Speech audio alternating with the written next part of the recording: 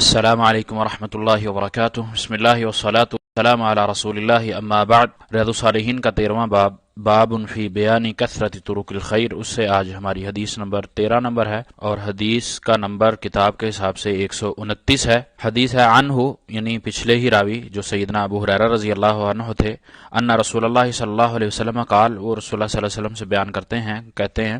اذا توضأ العبد، کہ اللہ کے نبی علیہ الصلوۃ والسلام نے فرمایا کہ جب بندہ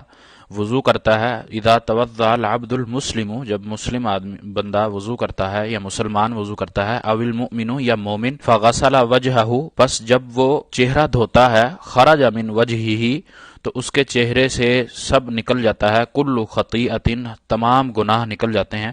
نظر الیہا، جن کی طرف اس نے دیکھا ہوتا ہے، بعینہ، آنکھوں سے، مع الماء، اس پانی سے یہ گناہ اس کے نکل جاتے ہیں جو اس نے آنکھوں سے کیے ہوتے ہیں، او مع آخر قطر الماء، یا آخری قطرہ جو پانی کا ہوتا ہے اس کے ساتھ ہی اس کے یہ گناہ بھی دھل جاتے ہیں، نکل جاتے ہیں، فاذا غسل یدیہ، اسی طرح جب وہ اپنے ہاتھ دھوتا ہے، خرج من یدیہ کل خطیئۃ، تو اس کے ہاتھوں سے سارے گناہ نکل جاتے ہیں، کان بطشتھا یداہ مع الماء، جن ہاتھوں کو استعمال کر کے اس نے یہ گناہ کیے تھے یا ان گناہوں کو اس نے انجام دیا تھا، تو اس پانی کے ساتھ وہ گناہ نکل جاتے ہیں ہاتھوں کو دھونے کی وجہ سے، او مع آخری قطر الماء، یا پانی کے آخری قطرہ کے ساتھ اس کے وہ گناہ نکل جاتے ہیں، فاذا غسل رجلیہ، پس جب وہ اپنے پاؤں دھوتا ہے، خرجت کل خطیئۃ،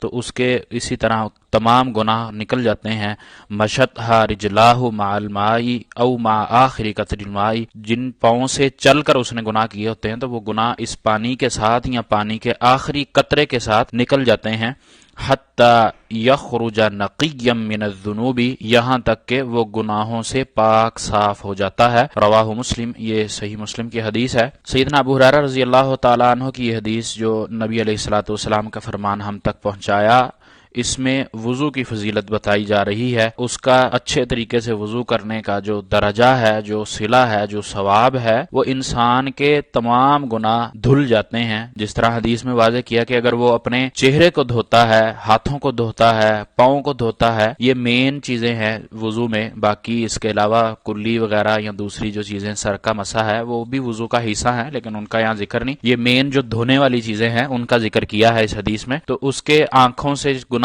کیے ہوئے اللہ تعالیٰ مٹا دیتا ہے، یہ وہ گناہ ہیں جو انسان سے جانے انجانے میں سرزد ہوتے ہیں، لیکن صغیرہ گناہ ہوتے ہیں، کبیرہ گناہوں پر توبہ ہے، یہ اس کے صغیرہ گناہوں کے بارے میں ہے، اور اس میں وضو کی فضیلت بھی بیان کی جا رہی ہے، اس کے ساتھ ساتھ وضو کی جہاں فضیلت بیان ہو رہی ہے وہاں نماز کی اہمیت کا بھی پتہ چلتا ہے، انسان ظاہر جب نماز پڑھنے کے لیے کھڑا ہوگا تو لازمی چیز ہے کہ وضو کرے گا، پہلے طہارت حاصل کرے گا، تو وہ وضو اچھے طریقے سے کرے گا، اس کے تمام گناہ معاف کر دیے جائیں گے، اور انسان دن میں اگر 5 دفعہ وضو کرتا ہے تو اس کے چھوٹے چھوٹے گناہ اس سے جو ہو جاتے ہیں تو وہ ہر نماز سے اگلی نماز تک کے دورانیے میں وہ صاف ہو جاتے ہیں، دھل جاتے ہیں، تو اس کا فائدہ انسان اس وقت حاصل کرے گا جب وہ 5 نمازوں کا اہتمام کرے گا، جب وہ اپنے آپ کو، اپنے جسم کو، اپنے نفس کو وضو کی حالت میں رکھنے کی کوشش کرے گا، تو پھر اس کے یہ صغیرہ گناہ معاف ہوں گے، اور ہم اس فضیلت کے جو اس حدیث میں بیان ہوئی ہے کہ حتی یخرج نقیا من الذنوب، یہاں تک کہ اس گناہوں سے وہ پاک صاف کر دیا جاتا ہے، اللہ تعالی ہمیں توفیق دے کہ ہم بھی اس انعام کے مستحق ٹھہریں اور نماز کی پابندی کرتے ہوئے اچھے طریقے سے وضو کریں، اور پھر سردی کے موسم ہو یا گرمی کا موسم ہو، وضو کا جو سنت طریقہ بتایا گیا ہے 3 دفعہ اعضاء کو دھونا، زیادہ سے زیادہ اور کم سے کم 1 دفعہ دھونا، اس کو اچھے طریقے سے دھوئیں، پانی کا کم استعمال کرتے ہوئے، اس کی دوسری جو طریقہ کار بتلایا گیا ہے اس طریقہ کار کے مطابق انسان پورا اترتا ہوا یہ عمل کرے تو اس کے گناہ اللہ تعالیٰ معاف کرتا ہے۔ اللہ تعالیٰ سے دعا ہے کہ اللہ تعالیٰ ہمارے گناہوں کو بھی معاف فرمائے اور ہمارے لیے درجات بلند کروائے۔ وما توفیقی الا باللہ، علیہ توکلت و الیہ انیب۔